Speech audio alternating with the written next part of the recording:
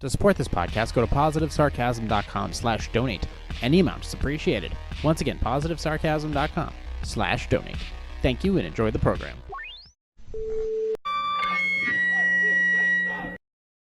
Jay here, positivesarcasm.com, recorded here from New Hampshire's beautiful sea coast along inside the Spare Parts Studio. Like, subscribe, share, donate, I almost lost it there. Like, subscribe, share, donate, positivesarcasm.com. Any amount is appreciated. You have any questions, you can hit me up at my website, positivesarcasm.com. Go to the contact section, or you can just email me directly, positivesarcasm@outlook.com, or you can hit me up on Instagram at @positive_sarcasm. You can always send me a message. Most likely I'll read it. Stop trying to sell me jewelry. I don't want any jewelry, okay? I buy my own jewelry. I got it, okay? I'm a watch guy. I got my dad's ring. I'm good. Every time I buy a bracelet, I lose it. It breaks. So I'm like, I think I'm done with bracelets for now. I think. I'm not sure. No, I'll buy another one eventually. Anyways, you can hit me up on my website, positivesarcasm.com, all things PS related. Before we get to Q&A, I got to talk about this. I don't want to go into too many details because I think maybe I'm going to write an official blog about this. But let me just say this. Okay. I've seen some terrible things when it comes to, like, social aspects of humanity, how people treat each other. People treat, like, how customers treat service folk, whether you're at a restaurant or in retail or at a gas station or something like that. You don't need these. Look, these people that they work at the gas stations, they work in the rest, whatever. It's their choice. Or maybe they're just figuring things out. Maybe they're in between jobs, or it doesn't. You don't know. You don't know. You're going in to buy something, you go in to buy something. I went in, I got my things, and I'm always very polite. I don't know these people. They're just trying to do their thing. And you don't need to go into a gas station, all right, and antagonize and trash on somebody because they can't find something or for any reason. You don't have to make eye contact. So just go in there, give him your money for the things that you want to purchase and leave, okay? But first of all, the back and forth at what I saw was completely unacceptable. Number one, let's just put this fact out there, okay, of the actual situation that I'm not going to dive into details with. You don't need to invite a man who is 2 feet taller than you, and I'm not talking about me. I had no dog in this fight. Well, I mean, I definitely had a dog I was rooting for, but I was a bystander, all right? A bystander who tried to make the situation calm, but essentially let the situation unfold as it should. But don't think I'm going to stand there with a video camera and let bad things happen. I'm going to get involved, all right? Because I know people in the area, and I can make things very difficult for you if you're going to make my life harder, all right? But that being said, there is no reason for a woman to be challenging, first of all, any man, into physical conflict. That is, number one, poor social skills on your part. And number two, physically not a good idea. Physically, it's not a good idea because, first of all, this guy was also probably, I'd say, 6 inches taller than me. All right? This guy had a solid 50 pounds on me. I wasn't going to fight him. I had no reason to fight him. I was not in a fighting mood. I was just there to get a spur-of-the-moment item, and be on my way. This person, on the other hand, this female, decided she wanted to antagonize this man and berate this man and belittle this man and threaten him with his job, and then invite him to go outside and settle it, and then state at the end of it that she was so confident that she could settle it with him that he would get his ass kicked. Ladies, let me make something very clear to you. All right, we'll just take everything I just said and we'll put it to you simply. Do not threaten to fight a man. You're going to lose. 9 times out of 10, even if you've gone to kickboxing, even if you know taekwondo, if you know jiu-jitsu, if you know judo, if you are taking steroids, do not threaten to fight a man who is on an appeared physical equivalent to you. Just don't threaten to fight any man, okay? It's just physically not a good decision. All right, it isn't good. If you would decide to engage with a man in physical conflict, almost 9 times out of 10, 9.99 times out of 10, you're going to be on the floor. So stop doing it. Stop pretending that you had this superior physical. We get it. Your brains are probably a little larger. But from the way I saw you acting this weekend, I'm not so sure. Can you just do me a favor and stop threatening to fight men or antagonizing men who are maybe they don't have the best job, maybe they don't have the best looks, maybe they're having a tough go of things. They're just trying to do this simple job that requires them to stand behind a desk, and you're going to go in there and get what out of it? What are you getting out of it? The fact that you treated somebody else like shit so that you could feel better about yourself? You have no values. You have no values, and you literally were one invite away from absolutely going to the hospital or possibly going to the morgue. And I would have witnessed all of it. I would have stood there. I would have witnessed all of it. Breaking up that fight was not something I planned on doing. Just do me a favor. Don't do it anymore. All right? It's not a smart decision. Men do not challenge women to fights. So, because we know the outcome, and also we have better things ultimately to do. So if you could do us a favor and stop threatening us to fight for whatever reason, maybe you're drunk, maybe you're having a bad day, or maybe you just feel like you're morally superior altogether. Still, there's no reason for it. There's nothing good that's going to come out of it, because ultimately what could have happened, what I could have witnessed was she invites him outside, or she goes behind the counter, because obviously he's not that stupid to go outside and engage in physical conflict on the concrete street with this woman who came out of nowhere, who he's probably never going to see again, God willing. More than likely, she would go around the counter, which means that you are now a potential threat, even though physically there was no threat there. There was a certainty of what would happen. All right, the foreshadowing had already been foreshadowed, foretold, whatever the wording is. I'm not fucking Shakespeare. But I can tell you this. If that woman were to have walked around the counter and bumped chests with this larger-than-myself gentleman, he would have grabbed her by the cornrows and tied her into a knot. Her fucking hair would have been a sheep shank around her shoes. And that would have been the end of her. So do me a favor, ladies, females, trans women, stop threatening men or trying to shove a man who might possibly just be on the edge of his sanity, because I guarantee you, you're going to be on the news. Stop doing it. And I'm talking from a mental health perspective here, a social health perspective. This is not a good decision. You know it's not a good decision. You are making these threats and these intimidations solely on the fact that you don't think this person is going to engage. Okay? You're making this threat, come on outside, I'll mess you up. You think this person is just going to stand there and take it. And most of the time, they're going to. Don't threaten a man with his job or any other things. Don't do that. It's not good. Don't do it. There's no reason to.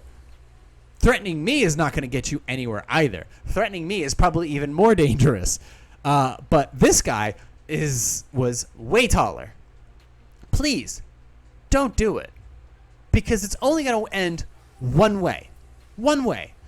And I'm not doing this to be misogynist. I'm not Andrew Tate. I don't drive a Bugatti, all right? I have a car with 8 less cylinders. Still has 8 cylinders, but at the end of the day, I'm not him, all right? And I try generally to stay in the confines of just working on this new Q&A, physical, mental, financial, social, aesthetic well-being. But this is part of that social wellness, okay? And what I saw on display this weekend made me feel less about humanity's future.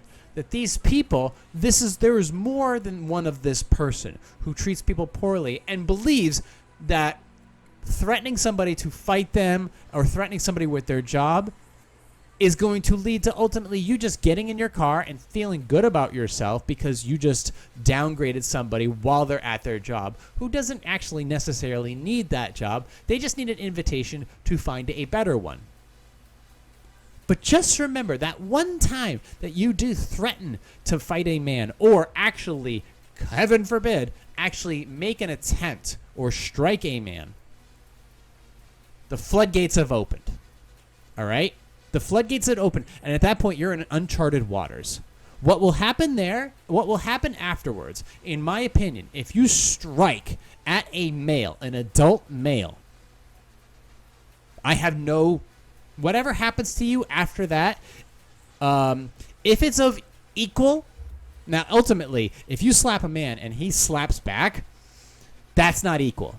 The amount of force that he is driving is 20 to 30% stronger than the force that you're dealing. Okay?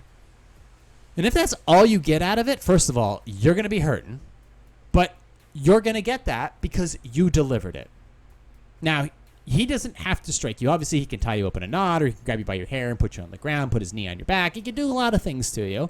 He doesn't have to. But ultimately, you're attacking him. You are now a threat to his well-being. I mean, hilariously a threat to his well-being. But at the end of the day, you have engaged in combat. And if you continue moving forward in that angle where you're continuing to press with that physical conflict, eventually he's going to stop you. A real man would stop you and be like, listen, you have now broken the code. You have now broken the man code, broken the chivalry code, broken the all codes, and you're going to get put on the ground. And quite frankly, not every man is trained in jiu-jitsu, judo, taekwondo, aikido, hapkido, jikundo, karate. He's just basically going to just probably throw a punch at you or shove you to the ground or push you into the street. It's just going to be something raw. And that more than likely is actually going to leave you in a worse situation because you were orangutanged. You've been chimpanzeed. And that generally gets people hurt more often than somebody who knows martial arts skills. I'm ranting about this a little bit, but I'm just trying to get these ideas out here. Please stop doing it. Stop doing it. You're not, there's nothing to be solved here. The only thing you could have done, the only thing that you actually would have accomplished is maybe that guy does quit his job and go find something better, and he has bettered himself. Where you are still the same piece of shit today and the same piece of shit tomorrow. Where he actually might go and apply for a better job and be like, you know what? I don't need to be out there with those people.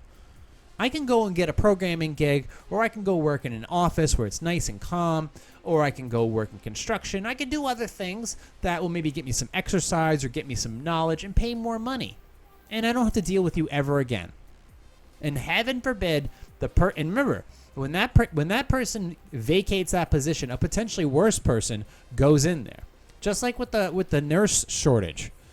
You're going to get what you're going to get. And quite frankly, that nurse may not like you. And that might show up in your blood type the next time you piss off a nurse. So please, I beg of you, honestly, let's have some social decorum, some respect for individuals working in any position or just in general. Let's be a little kinder to each other, or at the very most, try to give each other a little bit of space. And try not to take advantage of other people. And I'll be honest with you, I've run into some really terrible females this week. None that I know personally. Basically, just some business dealings in general. And really, sometimes people suck. Personally, my life is going fantastic. I'm having a fantastic life right now. Things are going very, very well for me. I just ran 3 miles today. I look forward to working out again tomorrow. I'm going to make some delicious food. I'm now basically to the point where I'm taking little 2 milligram bites of an edible, which gets me to sleep all night long. Sometimes I don't even take it at all. And my supplements are going great. I have energy. I mean, it's 9:21 at night, and I'm just cruising right through this. Granted, I am drinking from this cup of coffee here. But I said I was going to do it, and I'm doing it. but I'm gonna go do what I gotta do tomorrow, and I'm gonna be great at it because I like what I do. I like what I've become, and I like what I'm going to be. And I know that what I really take pride in is that, number one, I'm wearing a Top Gun t-shirt, but number two, which is, awesome as well, is I'm not going to stoop to the level that some of these people whom I've come across recently, I'm not going to stoop to their level. I am better than them. I can outmaneuver them. I can outthink them. And it's not because they're women. It's because they're just lower entity people. So I said this to somebody this week. I know that there's this conversation about the people who just can't get anywhere because the system is against them. Well, those are people who are stuck at zero. So the people who are at zero obviously need some type of assistance, whether it's mental health counseling, financial counseling, well-being counseling, drug counseling, whatever, okay? I'm not talking about the people at zero. We can help those people. We just choose not to. The people who are at one. The people who are at one and continue to stay at one, they're not there because they can't get out of it. They're at square one in life because they choose to. If you're at one and you're continuously not out of one, it's because you're not trying. That's it. People who are at zero are not getting a slight advantage to be able to move forward. People who are usually at zero and can get help and choose to take themselves upon that help, they get right out of one and they go straight to two. The people who are at one who aren't doing anything about it, whom I've encountered this week, they do it because they aim for short-term gain, short-term gratification. Insulting people personally, taking advantage of people's finances. People who I've encountered very, very recently. Those people who are at one will always be at one. And those people I have no respect for. I understand people who are homeless I've slept on park benches before, okay? I've been there. I've slept in my car before. I've done these things. I got out of it. I figured out a way multiple times in my life to get out of it. And I've talked about this before. But the people who are at one, they're there because they choose to be. They will always be there because they choose to be. And karma will absolutely come for all of them. Just like the people this week who I saw who showed low value, they will absolutely get what's coming to them. There is a karma to this world. All right, and it comes for all of us. You have to think about all the terrible dictators who do terrible, terrible things all throughout their lives. They're all dead. They didn't die of old age. They killed themselves. They got caught. They got murdered. They got executed. They were put in jail for the rest of their lives. They're all of them. All of them. In the end, all of them in the end ended up with terrible deaths. Terrible, terrible deaths. Or ultimately led terrible lives. I mean, Fidel Castro might have been an exception to the rule, but for the most part, like I said, 9.99 times out of 10, people who do terrible things consistently will end up with terrible ends to their life. And those folks who are at one, I got no respect for, and I have every reason not to. All right, I've worked hard. I've worked very hard at myself, especially. I mean, even throughout the years, so the past 10, 15 years, I'm still tried to make myself useful to society, but in the past 6 months, I've worked really hard on being an optimal person to society, regardless of how much society maybe has screwed me a little bit with all the recent taxes and all this other stuff. Still cranking away. You still can't kill me. And I'm going to just break the dust off my shoulders. I'm still going to be able to afford that iced coffee. I'm still be able to afford putting gas in my tank. And I can still afford to be nice to people. Okay? Now, if you're in the left-hand lane doing 75 and I'm coming up behind you on 80, you do need to get the fuck out of the way because that is the passing lane. So once you're done doing 75 past people, you need to get to the right because I'm going to come right through you or I'm going to go around you. It's called the 5-second rule, and it's not for dropping food on the floor, which, believe me, if it's on the floor for 10 seconds, I'm still going to pick it up and eat it. But I think in general, if you're in the left lane, you're in 75, doing 80, doing fucking 200, I don't care. If you're in that left lane and I'm coming up behind you and you're still not moving, 5-second rule, I'm going to go around you. Because my pass may be illegal, but what you're doing sitting in the left-hand lane is exactly the same thing. Okay? So please, everybody, let's all take a nice deep breath, take some magnesium, and all try to be a little bit nicer to each other because not everybody who you're standing next to is is walking on 2 feet mentally, if you catch my drift. They might be teetering backwards. They might be teetering forwards. They also might be inclined to beat the shit out of you if you say the wrong thing or make the wrong move. So please, ladies, this started with ladies, but let's just talk in generalities.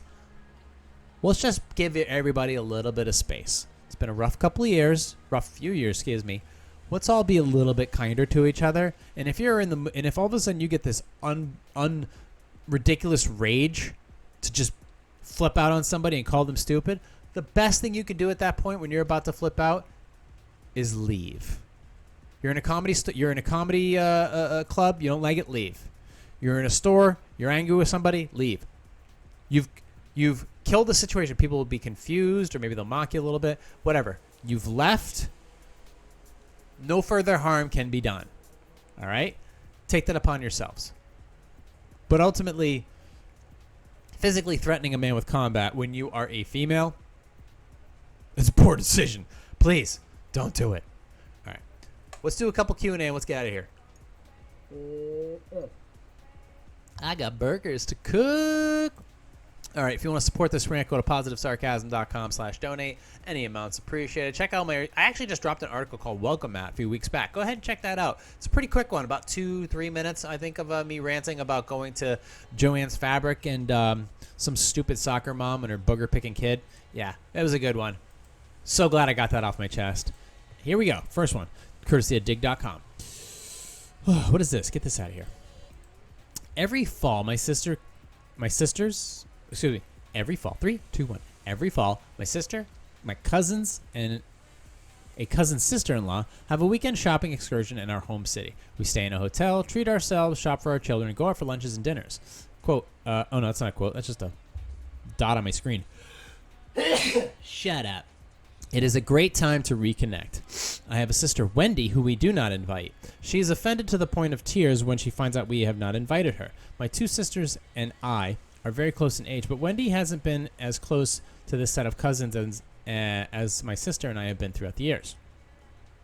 We are all married stay-at-home moms. Wendy is a divorced working mom with 1 young child. There are several reasons we do not include her. We know she doesn't have very much money for such an outing. She also does not have many of the same interests as we do. Her life is quite different from ours. We're not as interested in what she has to talk about. She claims to have some kind of neurological disease that some of us feel is more psychosomatic than real, and which she uses to avoid getting up for church on Sundays. She also complains about her ex-husband who left her for another woman, but everyone knows it takes 2 to tango, and she is not without fault. We're all very active churchgoers. While she sporadically attends services, plain and simple, she does not really fit in with us. She takes it very personally, and last year she came over to my home and unannounced crying about it, which upset my children and caused my husband to threaten to call the police if she did not leave.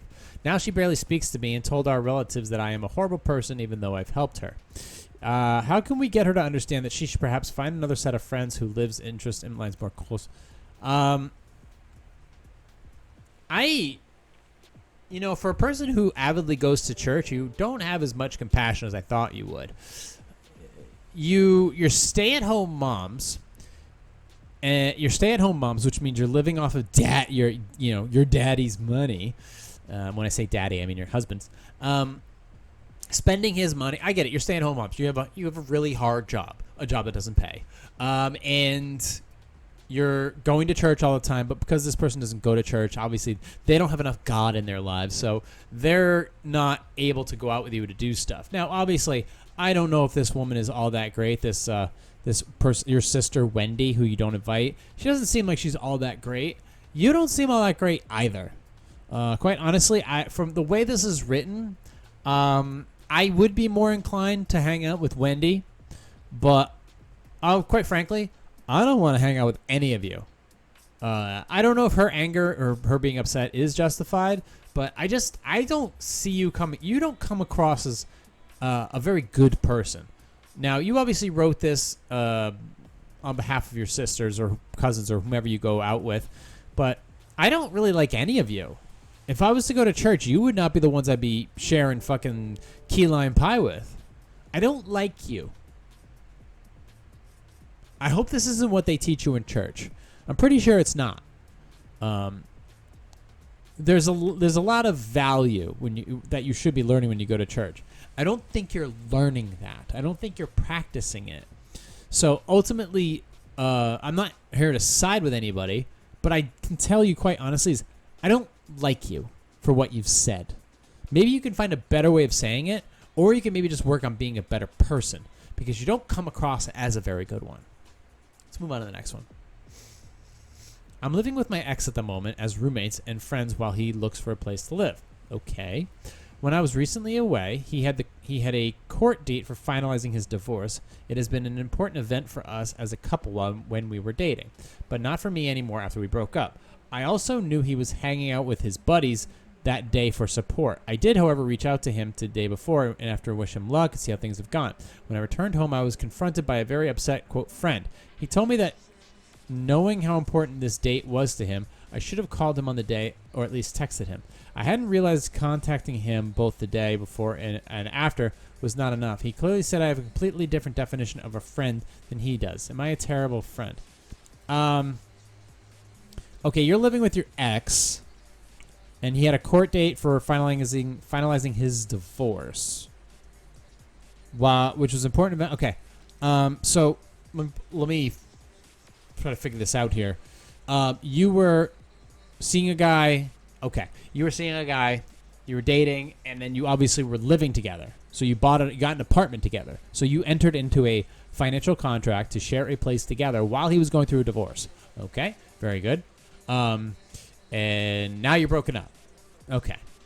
At that point, I mean, if you guys are actually broken up, well, I mean, you're not friends. You're definitely not friends. You're roommates. You're not friends.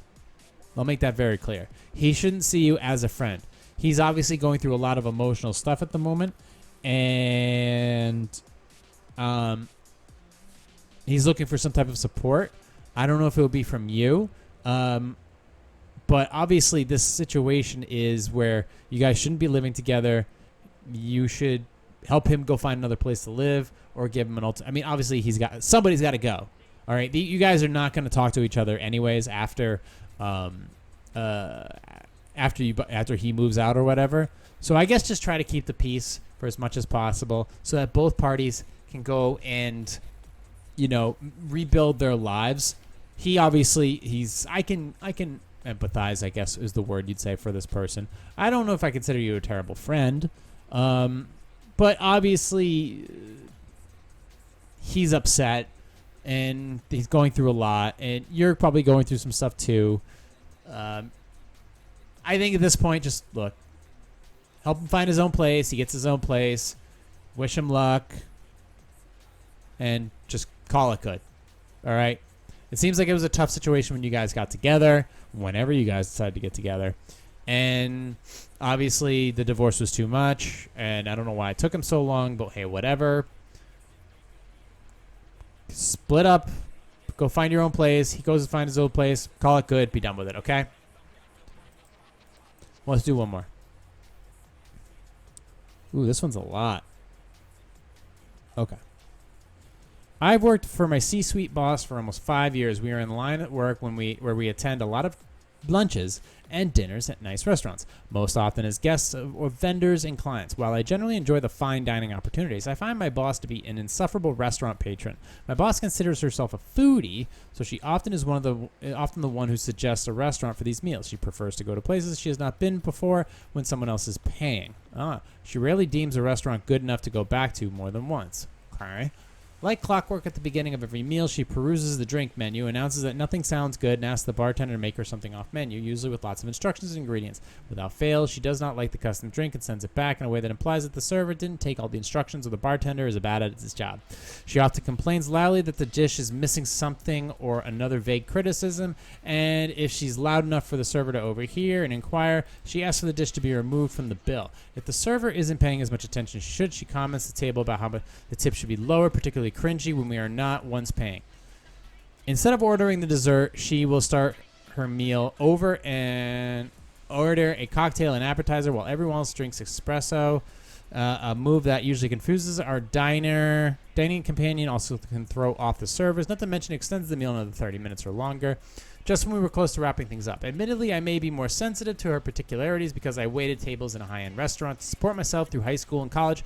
That experience has trained me to be a much more gracious, patient diner and be a lot more forgiving when things aren't perfect. However, I find it so embarrassing to eat with her that I've been turning down invitations and missing some important networking opportunities. While I know her poor manners are a reflection on her, not me, I had noticed that our hosts are more frequently asking for me to pick a restaurant, and I think she'd find acceptable, or suggesting that we skip the meal this time.